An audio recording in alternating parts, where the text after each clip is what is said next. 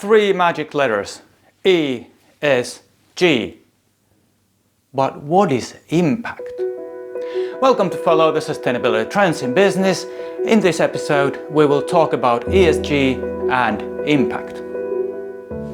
ESG is a very common acronym. Everyone has come across with it. And there are a lot of definitions what it means. Investopedia defines it that it refers to a set of standards that socially conscious investors use to screen investments. Or a bank, Nordea, defines it as ESG is used as a model for investing and screening. ESG stands for environmental, social and governance. This is also called sustainability in many cases. Or Wikipedia, if you don't know the definition, check Wikipedia because it says that it's a shorthand for an investing principle that prioritizes environmental issues, social issues and corporate governance. You can find many quite similar definitions, but doesn't that sound a bit like investing in nice companies? But what does that really mean? The roots of ESG are in another three-letter acronym, corporate social responsibility. In the 90s, businesses actually understood that responsibility is a word that they should use because people started blaming businesses on this and that, on some breaches in workers' rights, pollution and so on. So businesses decided that maybe if we take it ourselves, if we try to improve, if we talk about corporate social responsibility, maybe the legislators are not going to regulate us to death. And CSR is centered on ideas and culture. Not many numbers around though. So it's not quantitative enough, which means that something had to replace it, something that's measurable. And this is why we have ESG. And ESG is divided into three baskets. It's sort of this social responsibility, but a little bit more. And it talks about E for environmental, S for social, and G for governance. And then the word sustainability floats around somewhere here. The idea is that ESG thinking allows investors to compare companies. It allows investors to evaluate companies instead of just saying that, well, CSR sounds good. And this is a scoring system, or a lot of different scoring systems. But why would a company want to get high ESG scores? Is there a motivation for companies to be environmentally conscious, socially conscious, and maintain good governance? Well, it turns out that there are a lot of stakeholders in ESG. What is in it for them? Let's have a look. First, investors for whom this whole framework was created.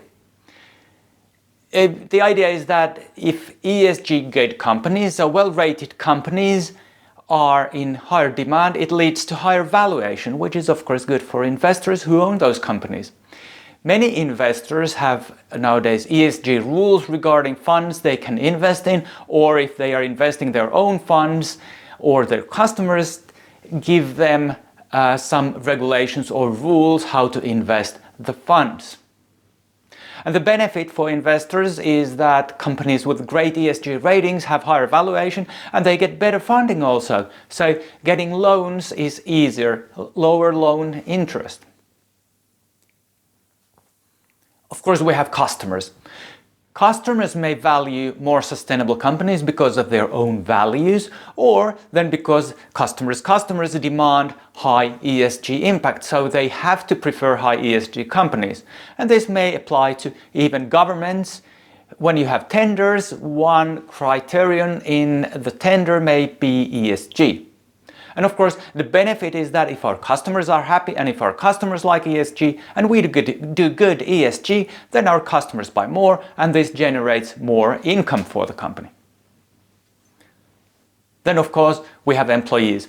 And employees often feel easier to work for a sustainable organization. It's more aligned with employees' values. It gives some purpose to their working life.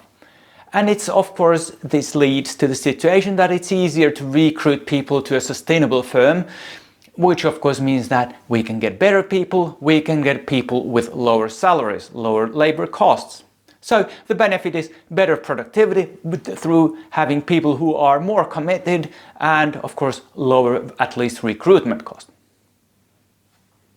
Society is one of the stakeholders, and of course politicians love high ESG companies because they sort of solve some of the problems the politicians should otherwise solve, and this is sort of like companies solving problems instead of creating them, and this is both environmental and social, of course. And the benefit from the company point of view is that businesses are seen in a more favorable light, and they have, of course, that way more say on regulation, and they can avoid some unnecessary or cumbersome regulation. And then owners. By the way, I talk about owners when I mean entities that own larger part of the company so that they want and they can direct or say something on the direction of the company. So investors are just putting money in and wish to get more money out, but owners have an idea of where the company should be in the future. And for owners, it's of course higher valuation is good for them, a better business is good for them, but also values. It might be that the owners have some values which are then reflected through the company. So all stakeholders have a lot of things for them, and there are a lot of benefits for the company. This is a great story. It would make, a great fairy tale story. You're just missing some white mice and pumpkins. Because this is too good to be true. In practice, I'm quite critical against the trivial ESG thinking. I don't deny that abandoning CSR for something more tangible was a good idea because CSR was just loose talk. What is responsibility? Are you irresponsible? I know you aren't. No one is, at least when you ask it. So CSR doesn't really say anything. But unfortunately, ESG does not help. And let's see why. If you look at these different baskets, E for environmental, it's natural science, which you may have noticed if you have followed this lecture series. It's hard science. Social is really a mixed bag. There is something like a solid core or solid base in there. For example, United Nations Human Rights Declaration, if you violate that, you're not socially good. There are some labor rights that are in international treaties, but then a lot of it is value-based. And the problem with value-based things is whose values? Is it our values? Well, it might be our values, but let's remember that we live in a very tiny little bubble. We live in Western liberal democracies, and our values and ideas may not be the ones that are prevalent in the world. And even we argue, let's see, weapons. Weapons were completely out of S before 2022 because weapons go boom and kill people. Bad, bad, bad. Something happened in spring 2022, and after that more and more ESG funds are accepting weapons. And this is of course quite controversial. It might be the right solution because weapons go boom and kill the wrong people, not us, them. But still it's a bit more difficult than something environmental. If you want to see more of this, use your favorite search engine and search arms manufacturing ESG. Take some Coke and popcorn and observe that, because that story includes everything, including student demonstrations on some US campuses. Or let's look at tobacco. Is it okay for ESG? Well, certainly not, because tobacco kills people. There aren't too many sort of positive sides in tobacco. Well, fine, let's take something else. Alcohol, because that's close to tobacco, right? We don't need alcohol. We drink alcohol because it sort of makes us intoxicated. We drink booze. So is booze manufacturing good because it leads to people becoming alcoholics? Well, certainly not, right? Okay, well, if it's champagne, because, you know, champagne doesn't make anyone alcoholic, it's sort of for enjoyment. How about that? Well, oh no. Well, restaurants. Yep. What do you think would happen to restaurants if alcohol was banned? Well, yeah, there wouldn't be too many restaurants after that, apart from McDonald's. And so on. How about cannabis? Of course, it's illegal here, so that's out of question, but it's not illegal all over the Western world. It's legal in many places, even in the US. Is cannabis good for ESG investment? Difficult to say. Really difficult. And of course you can now blame me for using the slippery slope argument, pushing you towards more and more controversial things, but the point is that the whole social thing is a slippery slope. There are no sharp borders, and they may change. And check this out. Forbes Net Zero Leaders 2024 for climate-friendly companies. Number 1 is a company which is providing packaged goods. What on earth is packaged goods? Look at the name of the company. Philip Morris, tobacco manufacturer. You lose more healthy life years through Philip Morris products than through the Ukraine war. Actually, you lose more than all wars together in the world. And that one stands on top of a listing which belongs to ESG. Is something broken? I think so. Governance. It's a highly regulated area, of course, and my perspective is that governance is about playing by the book, following regulations. So, and then you can ask, is not bribing or otherwise violating laws and regulations a virtue? I think it's something that we all should do. So governance is difficult to measure. Now we have 3 completely different things, E, S and G. How can they be stacked up against each other? Well, remember the idea behind ESG is measurability and having something comparable. So MSCI has 56 different metrics for ESG. Bloomberg has a 20-page document on scoring, and it has about 100 parameters, and it depends on industry, so they're not always the same 100 parameters. And Thomson Reuters has 400, actually over 400 company-level ESG measures. And now we try to compare these. If there are 400 parameters, 400 companies can be ordered in the desired order by giving suitable weights to the parameters. Okay, mathematician in me says that as long as they are not in linear relationship between each other. And if you didn't understand that, don't worry. But the point is that tackling complexity by creating more complex models leads to more complexity, not simplicity. Of course, it leads to comfortable income for the index makers as well. The only thing I subscribe to here is sustainability. The focus should be in understanding a business compatibility with the future social and natural environment. If the company can thrive in that environment, in the future environment, it's a good corporate citizen and it is a good investment because it will exist. If a company is not compatible with the future, then it won't exist in the future. Well, it doesn't matter. I mean, ESG ratings is there for investors. Who cares? If investors want to lose their money due to using bad indexes, my kid would call it womp womp. Who cares?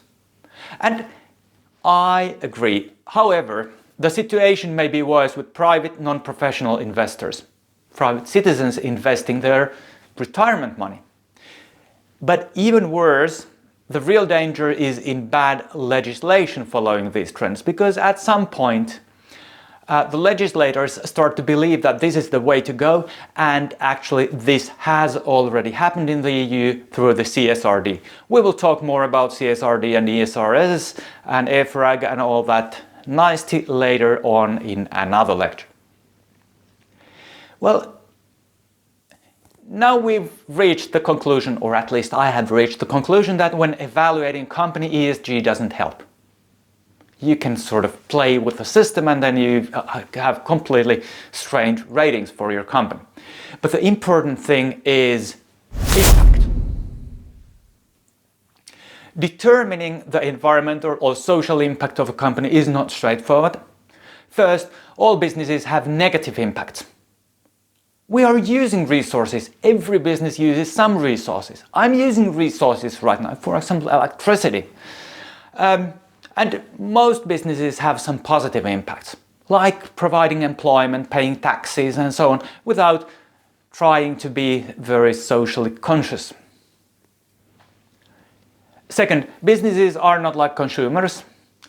It's easy to understand as a consumer that if I choose not to fly to Thailand for a holiday, then there won't be that burden of emissions because I'm not going to fly there. If we as consumers decide to stop tourism or to faraway lands, then there will be no tourism. There is nothing to replace that.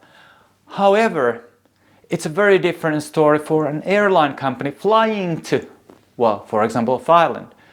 Because if an airline company decides that we are not going to do that because that's not environmentally good, we stop flying these long flights, someone else will do that. So it's a different thing. Consumers create the demand, businesses respond to that demand. And as long as that demand is there, then the situation is more complex. Of course, this is an oversimplification, but the main point prevails. So, impact does not exist in isolation.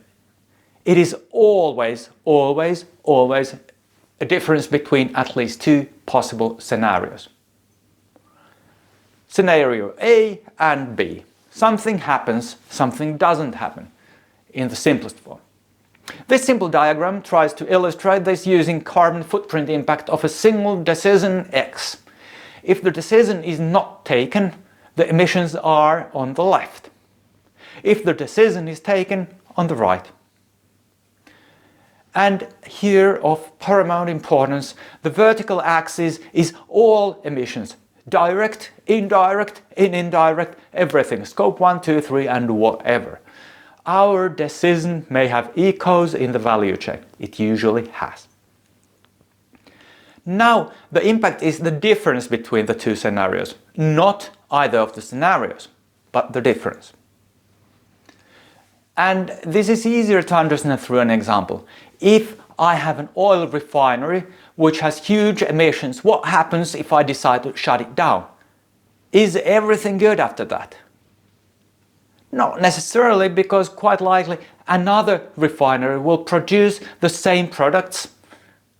So my decision to shut down my refinery just makes my competitors happy. And then it depends on whether their process is better than mine. If I had more efficient process with lower emissions, then actually the overall impact is negative for shutting down the process. So you have these dirty industries, but because you can't just get rid of them due to demand, then shutting a single factory down does not help. And this is an example of how impact must be determined. Of course, shutting down a business is an extreme case, but it's, I think, a very useful tool for any business. If shutting down my business would lead to better social environment or less emissions, then I think it is time for some very quick strategic thinking. Then I will have to figure out how to change the situation so that we are making good as a net result, not making the world a worse place. Of course, sometimes that's easier, just changing some processes, adopting new technology, and sometimes it might be much more difficult. For example, if I had a quick loan business, then how to turn that into something sustainable, socially sustainable, it might be a bit of a problem.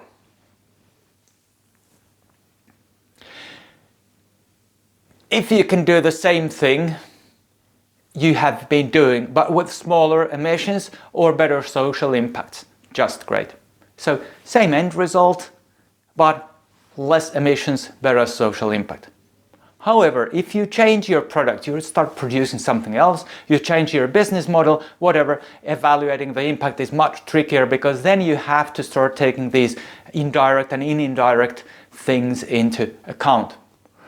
Getting rid of high emission businesses by selling them, of course, if you're doing it, it makes your numbers better, but it doesn't necessarily improve the situation from the global perspective.